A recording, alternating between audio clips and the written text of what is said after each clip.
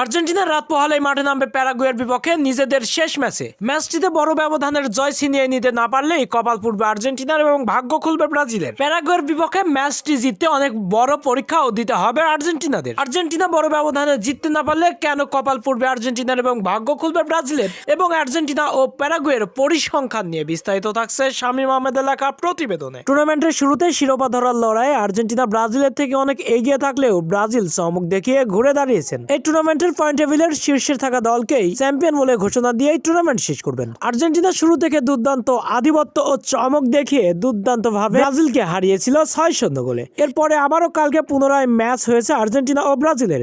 সেই ম্যাচে 1-1 সমতা নিয়ে ম্যাচ শেষ করেছেন আর্জেন্টিনা ও ব্রাজিল।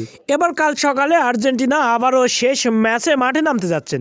এই ম্যাচটি জিততে পারলে ক্লাউদিও এচেভেরিদের ভাগ্য খুলবে এবং জিততে হবে অনেক বড় ব্যবধানের, নয়তো ব্রাজিল অনেক বড় ব্যবধানে জিতে গোল ব্যবধানে এগিয়ে শীর্ষ স্থানে উঠে যাবেন। 2015 সাল থেকে 2023 সাল পর্যন্ত আর্জেন্টিনা ও প্যারাগুয়ে অনূর্ধ্ব-20 দলের পরিসংখ্যান দেখলে আর্জেন্টিনা অনেকটাই পিছিয়ে রয়েছে প্যারাগুয়ের থেকে। আবার যদি আর্জেন্টিনার বর্তমান পারফর্ম দেখা যায় তাহলে আর্জেন্টিনা অনেকটাই এগিয়ে রয়েছে প্যারাগুয়ের থেকে। আর্জেন্টিনা ও প্যারাগুয়ের শেষ 4 ম্যাচে আর্জেন্টিনা জিতেছে মাত্র 1টি এবং প্যারাগুয়ে জিতেছে 2টি এবং ড্র হয়েছেন 1টি। কিন্তু বর্তমান পারফর্ম বিবেচনা করতে গেলে আর্জেন্টিনা দুর্দান্ত ছন্দে রয়েছেন প্যারাগুয়ের থেকে অনেকটা বেশি শক্তিশালী। রাত পোহালেই কাল সকাল 6:30 ম্যাচ শুরু হবে আর্জেন্টিনা এবং প্যারাগুয়ের। এই টুর্নামেন্টে চিলিও উরুগুয়ের 4 ম্যাচ খেলে মাত্র 1টি করে পয়েন্ট এবং প্যারাগুয়ে 4 ম্যাচ শেষে তাদের রয়েছেন 6 পয়েন্ট। কলম্বিয়াও 6 পয়েন্ট নিয়ে গোল ব্যবধানে এগিয়ে প্যারাগুয়ের থেকে। এরপরে টুর্নামেন্টের শীর্ষস্থান ও দ্বিতীয় স্থানেই রয়েছেন অনেকটাই উন্মোদনা এবং টানাটানি। 4 ম্যাচ খেলে আর্জেন্টিনা রয়েছেন 10 পয়েন্ট, সমান ম্যাচ খেলে